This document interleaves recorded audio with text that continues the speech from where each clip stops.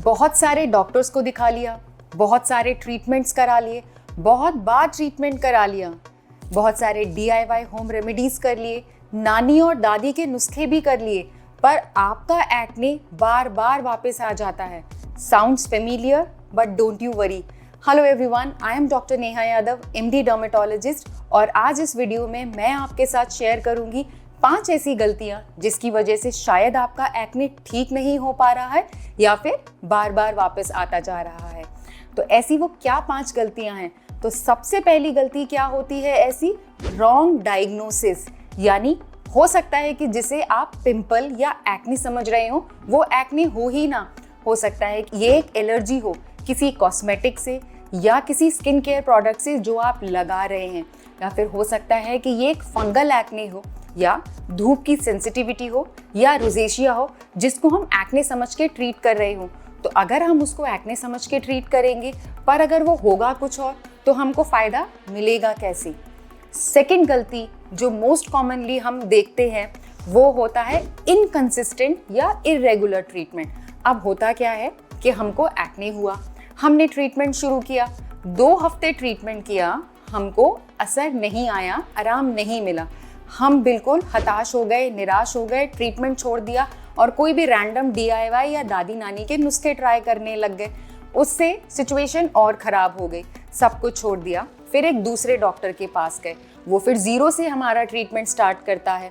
फिर 2-3 हफ्ते treatment start किया, ट्राई किया, छोड़ा, बंद किया, शुरू किया, ऐसा करते करते बहुत सारा समय बर्बाद हो जाता है और हमारा एक्ने वहीं का वहीं रह जाता है। बात समझने की ये है कि एक्ने कोई ओवरनाइट ट्रीटमेंट नहीं है। एक्ने 1, 2 या 3 हफ्ते में भी ठीक नहीं होता। Acne requires consistent, regular and religious treatment. ये ठीक होने में 4, 6, 8 हफ्ते या कई बार 2 से 3 महीने तक का समय भी लगा सकता है। तीसरी कॉमन गलती जिसकी वजह से हमारा एक्ने ठीक नहीं हो पाता वो है हमारी पुअर डाइट। हमारी डाइट में इन्फ्लेमेटरी फूड ज़्यादा होने की वजह से भी हमारा एक्ने बढ़ता चला जाता है। जैसे हमारी डाइट में क्या होता है? बहुत ज़्यादा sugary fruits, colas, Pepsis, chocolates, junk food. इनसे क्या होता है? हमारे सेबेशियस ग्लैंड्स की एक्टिविटी बढ़ती चली जाती है, जो हमारे पोर्स हैं वो क्लॉग हो जाते हैं, इन्फ्लेमेशन बढ़ता है और एक्ने बनते चले जाते हैं। अगर एक्ने बनते चले जाएंगे, आप ऊपर से ट्रीट करते चले जाएंगे, तो आप कभी भी एक्ने को जड़ से ख़त्म नहीं कर पाएंगे। इसके अलावा प्रोसेस्ड और फ्राइड फूड जो हम इतना खाते हैं, जैसे मोमोज, चिली पोटैटो, समोसा, छोले भटूरे, ये हमारे गट लाइनिंग को लीक कर देते हैं। अब लीकी गट लाइनिंग से क्या होगा? गुड बैक्टीरिया और बैड बैक्टीरिया का जो बैलेंस है वो बिगड़ जाता है। बैक्टीरिया जो बैड वाला है वो ज़्यादा बनने लगता है, बॉडी में इन्फ्लेमेशन होने लगता है और उसकी वजह से एक्ने बढ़ जाता है।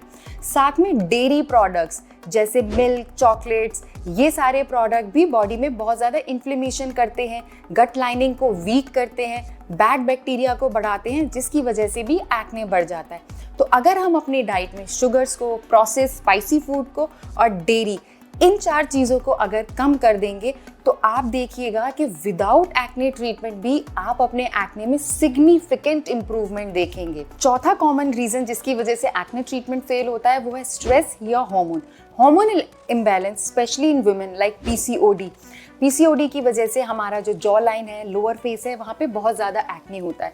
कई बारी क्या होता है कि हमारा ब्लड वर्कअप या अल्ट्रासाउंड ये बिल्कुल नॉर्मल आते हैं, पर फीमेल्स फिर बोलती हैं कि हमारे सारे ब्लड वर्कअप्स तो नॉर्मल हैं, फिर एक्ने क्यों?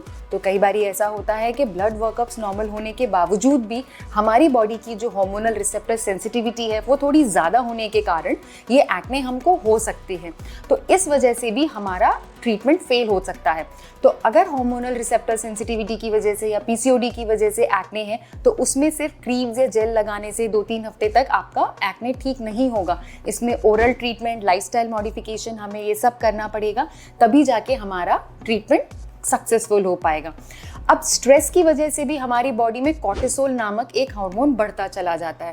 कॉर्टिसोल बढ़ने की वजह से भी हमारे ऑयल ग्लैंड्स की एक्टिविटी बढ़ती है, जिसकी वजह से एक्ने बढ़ता चला जाता है। तो हार्मोनल बैलेंस करना है, स्ट्रेस को मैनेज करना है, अगर ये दोनों करेंगे तभी हमारा एक्ने ट्रीटमेंट सक्सेसफुल होगा, वरना डिस्पाइट एक्ने ट्रीटमेंट भी हम उसको फेलियर में ही ले जाते पाएंगे। Reason number 5 is improper skin care. Sometimes the culprit is we ourselves. हम जिस तरह से अपनी स्किन को ट्रीट करते हैं, सिली मिस्टेक्स जो हम करते हैं जिसकी वजह से हमारा एक्ने बार बार आता है। Number 1, too much washing of the face, bar bar face को धोना। ऑयली स्किन है तो हम लोग को ऐसा लगता है कि बार बार फेस धोएंगे तो ऑयल कम हो जाएगा। ऑयल को कम करने की बजाय हम अपनी स्किन में से नेचुरल मॉइस्चर को स्ट्रिप डाउन कर रहे हैं, उससे एक्ने और ज़्यादा बढ़ जाता है। Second is not using a moisturiser. Oily skin वालों को लगता है कि मॉइस्चराइजर की ज़रूरत ही नहीं है, पर ऐसा नहीं है। Oily skin also requires a moisturiser according to its skin type. Third is too much exfoliation of the skin. ऐसा लगता है कि एक्ने है तो एक्सफोलिएट करके सारा पोर्स को हम डीक्लॉग कर देंगे, but too much exfoliation also disrupts the skin barrier, जिससे एक्ने बढ़ सकता है।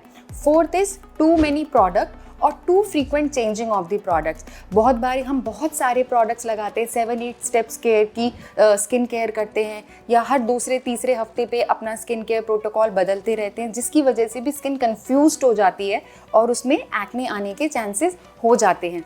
इसके अलावा रैंडम DIYs, हम कोई भी घर का नुस्खा ट्राई करते रहते हैं, बेसन, हल्दी, चंदन, toothpaste, baking soda and what not. इनकी वजह से भी कई बार लोगों को एलर्जिक रिएक्शंस हो सकते हैं फेस पे, जो कि एक्ने की तरह से रिफ्लेक्ट करते हैं। तो to sum it up, acne is just a skin issue which requires comprehensive personalised care. तो अगर आपका एक्ने ठीक नहीं हो रहा है या ठीक होने के बाद बार बार वापस आ रहा है, तो just relax, take a step back, reassess your skin, reassess your lifestyle, be patient with your skin, give it some time to heal and improve. अगर आपकी स्किन एक्ने प्रोन है, सेंसिटिव है, तो बहुत ज़्यादा एक्सपेरिमेंटेशन अपनी स्किन के साथ में ना करें, अपने डर्मेटोलॉजिस्ट को दिखाएं। Have faith in your dermatologist, because acne ठीक हो जाता है अगर आप उसको रेगुलरली ट्रीट करें, उसको टाइम दें ठीक होने के लिए, और अपना लाइफस्टाइल थोड़ा सा इम्प्रूवमेंट करें। अगर आपको ये वीडियो हेल्पफुल लगता है तो please like this video and share it with someone who may benefit with this video.